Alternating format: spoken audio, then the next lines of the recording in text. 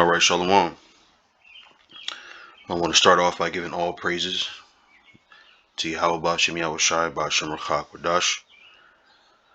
Double honors to the apostles and elders of Great Millstone who rule well, and also honor and salutations to those of you who are of the hopeful elect and are out there teaching the word in sincerity and truth.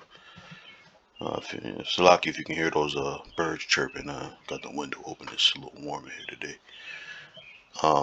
But in any case, I wanted to talk today about pain and suffering.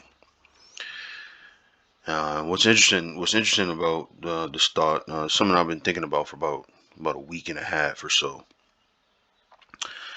and it came into I think culmination is the right word.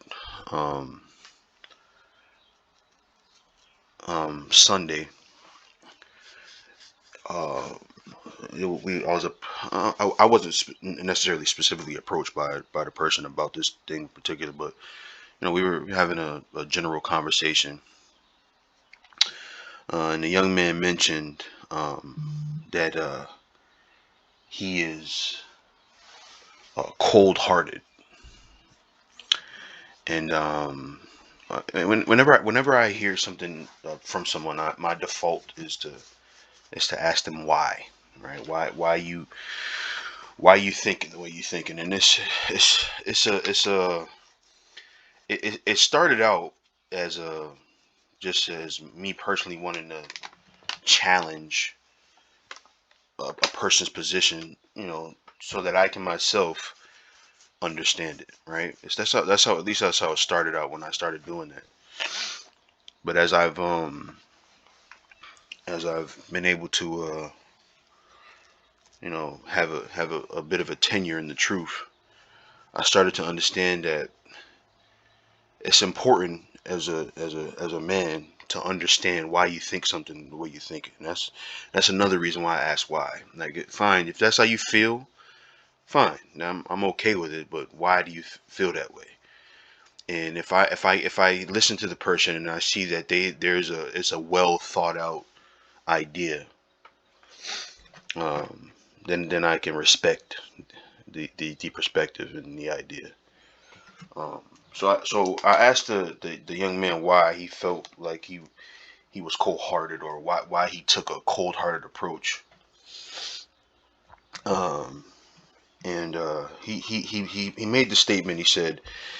Um, he said that as an example he gave, he said, like, imagine, Esau get to use your kids against you, and so he's cold hearted so that he doesn't feel loss or feel pain, um and like that, in so many words, that weakness can't be used against him. um and I used to think like that too. I used to think like, to feel a disconnect um from your family and from your children will make the loss of them, if that is what the will of the Father is, much more bearable, if you don't get attached to them in some way.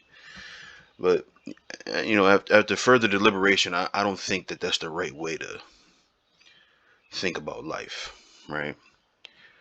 Because when you read the scriptures, and you talk of when you listen about suffering and pain, in order to suffer something, you have to be losing something, right?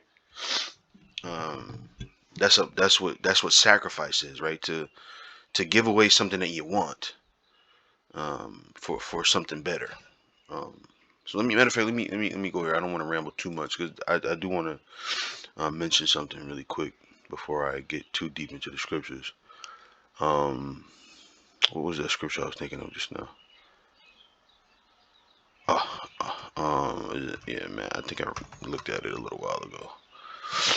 It's Matthew's 19. Matthew 19, and I'm gonna start at 27. It says, "Then answered Peter You know what? Let me jump up a couple of verses. I'm gonna start at 23.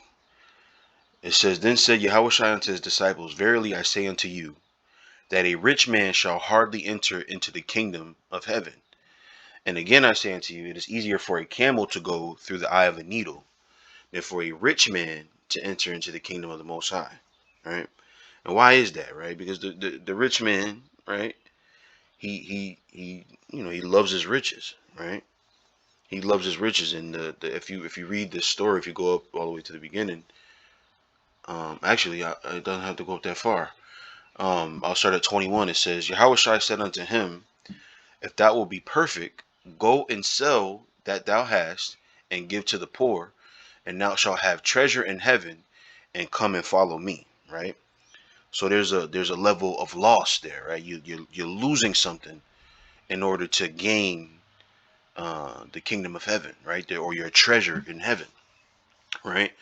And the reason why it's hard to do as a rich man, because you spend a lot of time becoming rich, and you spend a lot of work and toil to become rich, and to just lose that, it's a difficult thing to do, right? But listen to what Peter said. It said, Then answered Peter and said unto him, Behold, we have forsaken all and followed thee. What shall we have therefore? Right?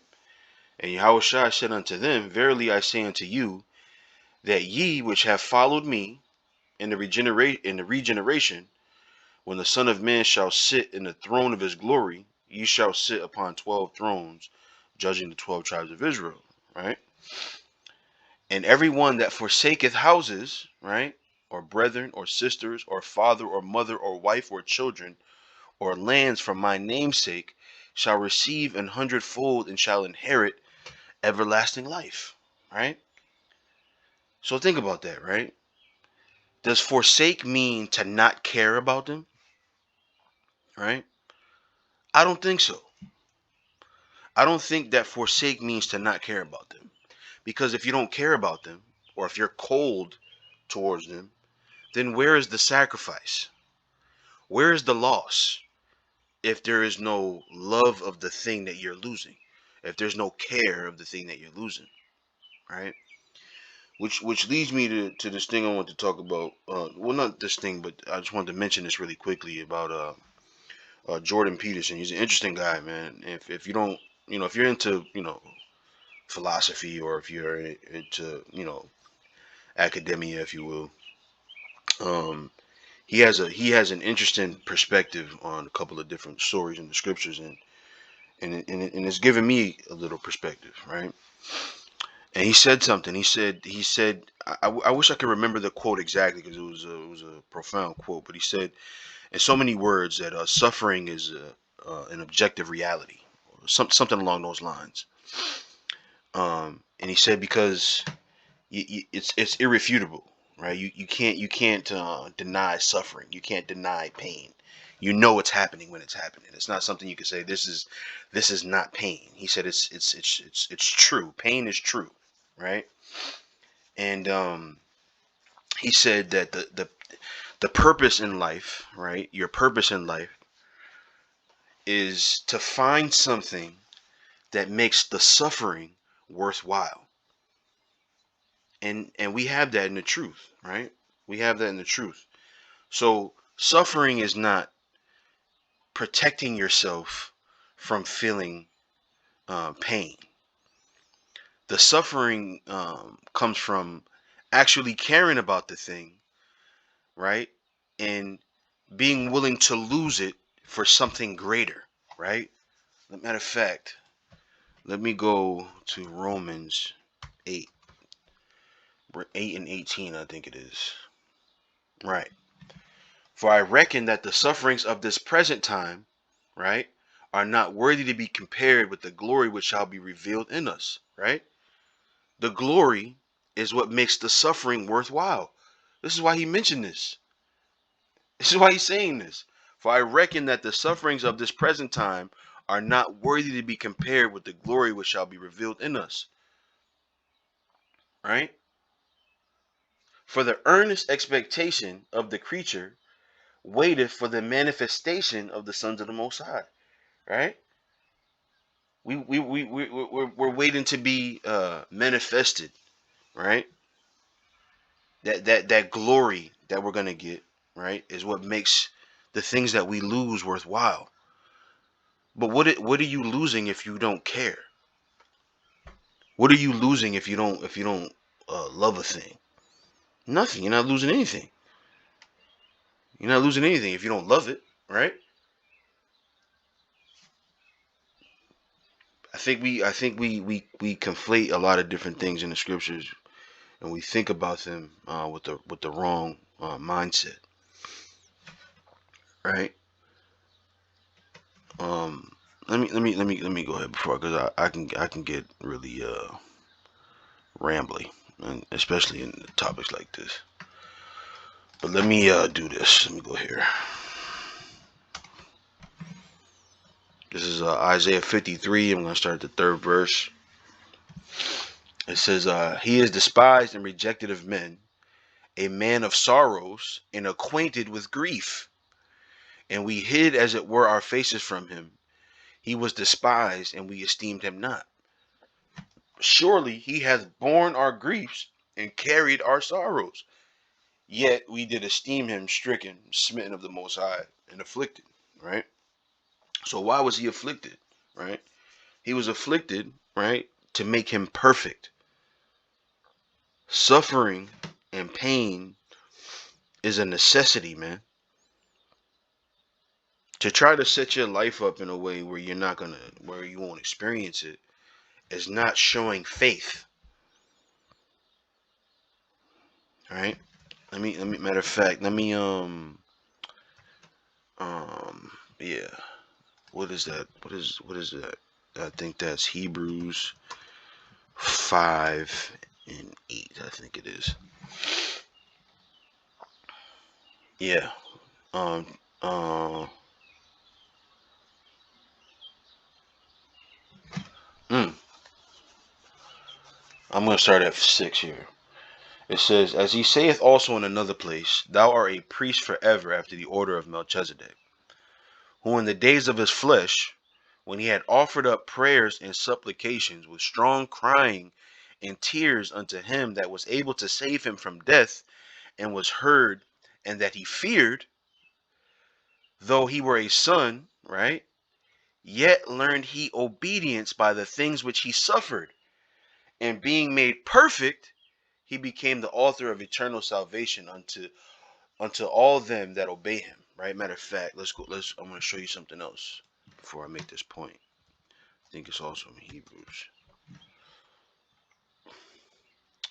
Yeah, it's Hebrews 2:10. It says, "For it became him for whom are all things," right, "and by whom are all things, and bringing many sons unto glory, to make the captain of their salvation perfect through sufferings."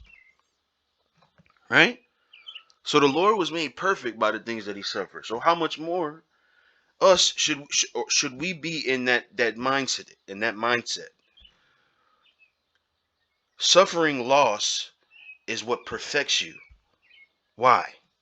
Right? Why does it perfect you? Because you were willing to lose something that you cared about and that you loved for something greater than it. And that in and of itself is an act of beauty, man. It's an act of beauty. Another point, and I think I made this point in the last show I did about this guy Jordan Peterson. And when you think about the life of Abraham, right? He lived. He Jordan. This is Jordan Peterson's um his take on this. So I don't want to steal. But it's well. Let me not say steal. I want to make sure I give him his credit for this perspective. But it's a powerful perspective in that you have the Abraham, right? He lived with his father, right, and with his family till he was 75 years old, right? But what did the Lord make him do? Right, the Lord made him embark on, in Jordan Peterson's words, an adventure, right? And when he went on that adventure, what happened, right? he had to first he had to go out on a limb, if you will, right? Where you had to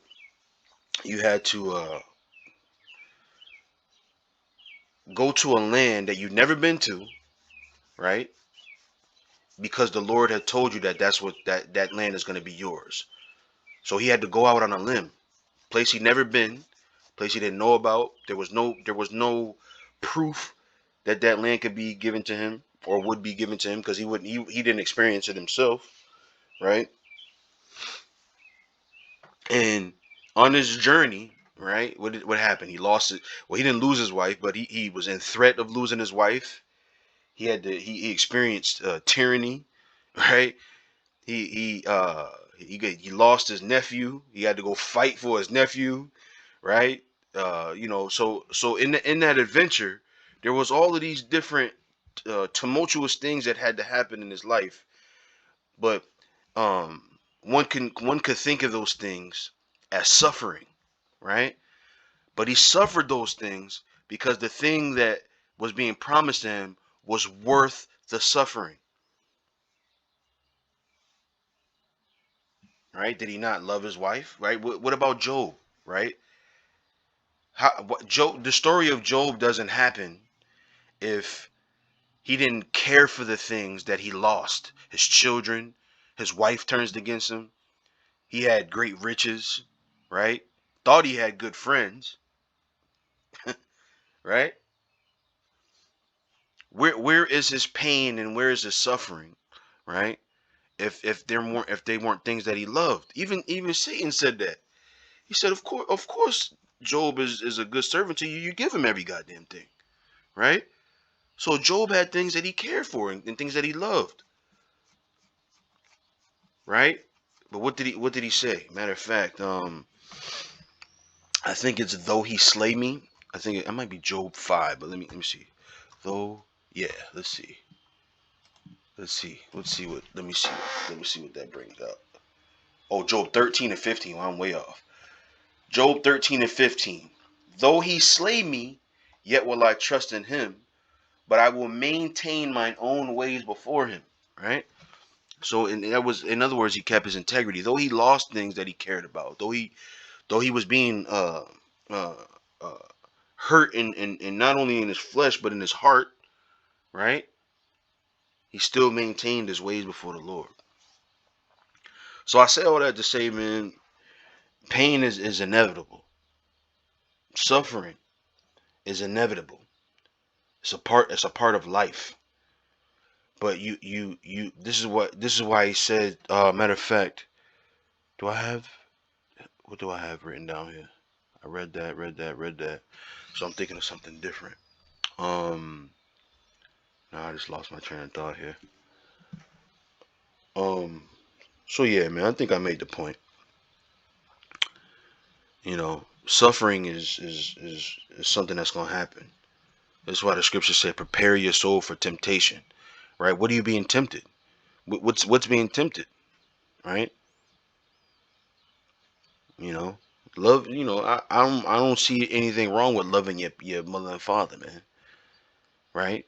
But the forsaking is in understanding that there's something better. Right? There's something that makes the loss of them worth living. Hmm. So with that, man, hopefully that was edifying. I hope I made sense. Like I said, I get a little rambly. But I like to make these points, man. These types of things are up my alley, if you will. Um, I like to do my best to make the point and express what I'm thinking about. But anyway, I hope that was edifying. Give all praises to Yahweh Bashim Yahweh Shai Bashim Rakak Wadash. Double honors to the apostles and elders of Great Millstone. Honor and salutations to the elect. And with that, I say Shalom.